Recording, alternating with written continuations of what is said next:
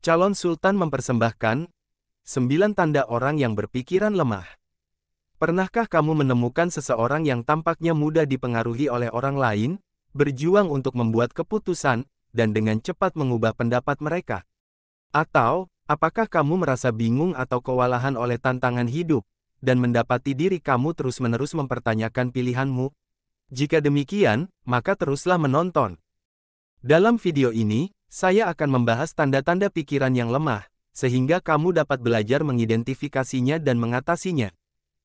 Dan sementara, kadang-kadang bisa agak menantang untuk mengenali sifat ini dalam dirimu, atau dalam diri seseorang yang kamu kenal. Berikut adalah beberapa tanda kunci yang harus diwaspadai. Nomor 1, cepat menyerah pada keadaan. Seseorang yang cepat menyerah pada tekanan bukanlah seorang pemikir yang hebat, mereka hanya mencari jalan keluar yang mudah.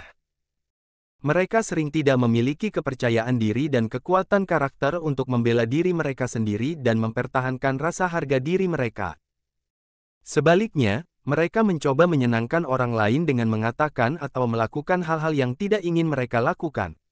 Dan karena mereka begitu mudah terpengaruh oleh orang lain, ini membuat mereka menjadi sasaran empuk untuk manipulasi, yang dapat menyebabkan perasaan tidak berdaya dan dimanfaatkan. Nomor 2. Terobsesi dengan masalah. Meskipun mudah terjebak dalam kekhawatiran sehari-hari, terobsesi dengan masalah tentu bukan pertanda kekuatan. Orang yang berpikiran kuat melihat masalah, dan mereka mencoba memperbaikinya. Orang yang berpikiran lemah berfokus pada masalah dan tidak dapat melewatinya. Mereka menjadi begitu terpaku pada masalah sehingga mereka tidak dapat memikirkan hal lain dan mereka melupakan gambaran yang lebih besar. Sayangnya, fokus sempit ini mencegah mereka untuk dapat berpikir kritis dan objektif, serta sering mengarah pada pengambilan keputusan yang buruk. Nomor 3. Meminta maaf untuk semuanya. Permintaan maaf bisa menjadi cara yang bagus untuk menunjukkan bahwa kamu menyesal atas kesalahan yang mungkin telah kamu lakukan. Tapi, meminta maaf untuk semuanya adalah tanda kelemahan karena menunjukkan kurangnya kepercayaan diri. Ketika seseorang meminta maaf atas segalanya, itu karena mereka merasa tidak aman dan tidak pasti, dan tidak memiliki keberanian untuk membela diri. Meminta maaf untuk hal-hal yang tidak memerlukan permintaan maaf, juga dapat dilihat sebagai upaya untuk mendapatkan pengakuan. Perilaku ini dapat merusak hubungan, karena orang lain mungkin tidak menganggap kamu serius atau menghormati pendapatmu. Nomor 4. Sulit berkomitmen pada tujuan. Menetapkan dan mencapai tujuan membutuhkan kemauan dan tekad untuk tetap fokus dan berkomitmen pada apa yang ingin Anda capai. Tetapi bagi sebagian orang, ini bisa sangat sulit.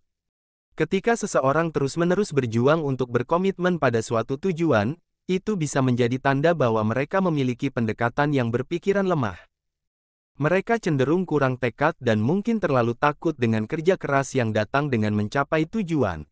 Akibatnya, mereka sering menyerah bahkan sebelum mereka mulai dan hanya puas dengan yang mereka capai.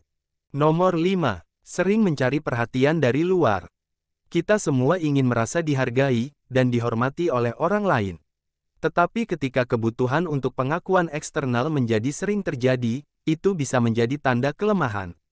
Ketika seseorang terlalu peduli dengan pendapat orang lain dan terlalu bergantung pada validasi eksternal, itu biasanya berarti bahwa mereka tidak dapat membuat keputusan untuk diri mereka sendiri atau bertanggung jawab atas tindakan mereka sendiri.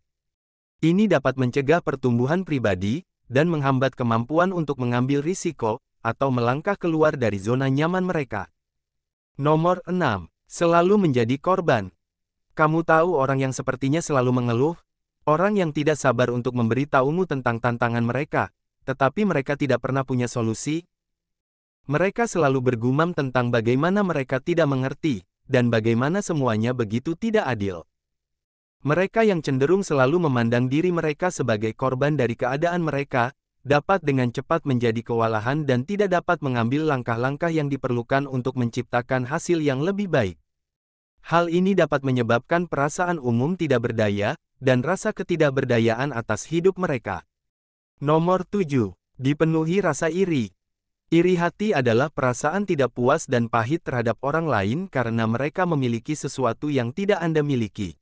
Ini adalah emosi yang bisa sulit dikendalikan dan, jika dibiarkan, dapat menghabiskan pikiran dan tindakanmu. Bahkan, seseorang mungkin menjadi begitu fokus pada apa yang dimiliki orang lain, sehingga mereka menjadi buta terhadap potensi dan kemampuan mereka sendiri untuk mencapai hasil yang serupa. Pada akhirnya, dikonsumsi oleh iri hati adalah tanda kelemahan karena dapat menyebabkan perilaku destruktif, menghambat pertumbuhan pribadi, dan menghambat potensi diri sendiri. Nomor 8. Berpegang pada kebencian. Wajar untuk merasa sakit hati dan sakit ketika seseorang telah berbuat salah kepada kita. Tapi, tidak sehat untuk menahan kebencian itu dan membiarkannya membusuk karena dapat memiliki konsekuensi negatif. Ketika seseorang menyimpan kebencian, mereka tidak membiarkan diri mereka kesempatan untuk tumbuh dan sembuh. Ini tidak hanya merusak secara emosional, tetapi juga dapat memiliki konsekuensi kesehatan fisik. Studi telah menghubungkan kebencian dengan penyakit fisik seperti tekanan darah tinggi, sakit kepala dan bahkan peningkatan risiko penyakit jantung koroner. Dan penting juga untuk diingat bahwa menyimpan kebencian dapat merusak hubungan. Jika seseorang terus-menerus benci dan tidak mau memaafkan, mungkin sulit bagi mereka untuk membentuk dan mempertahankan hubungan yang bermakna. Hal ini dapat menyebabkan perasaan terisolasi dan kesepian yang selanjutnya dapat memperburuk rasa sakit. Nomor 9. Selalu bersikap defensif. Ketika seseorang selalu defensif, itu merupakan indikasi bahwa mereka berpikiran lemah. Pertama-tama, orang-orang seperti itu cenderung terlalu sensitif terhadap kritik. Mereka mungkin menjadi gelisah atau marah ketika seseorang menawarkan umpan balik yang konstruktif, daripada menerimanya dengan tenang. Ini menunjukkan bahwa mereka lebih peduli dengan melindungi ego mereka daripada dengan benar-benar membaik. Kedua, orang yang selalu defensif sering mengambil sesuatu secara pribadi. Mereka tampaknya tidak dapat memisahkan diri dari kritik dan menerimanya secara objektif, dan ini dapat menyebabkan banyak konflik yang tidak perlu. Selain itu, orang yang berpikiran lemah biasanya tertutup terhadap ide-ide baru. Mereka mungkin resisten terhadap perubahan, dan tidak mau mempertimbangkan perspektif yang berbeda.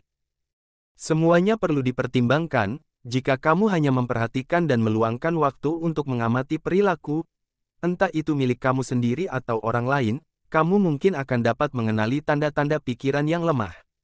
Namun demikian, penting untuk diingat bahwa setiap orang mampu mengatasi kelemahan mereka, dan dengan pendekatan yang tepat, orang yang berpikiran lemah dapat menjadi individu yang berpikiran kuat.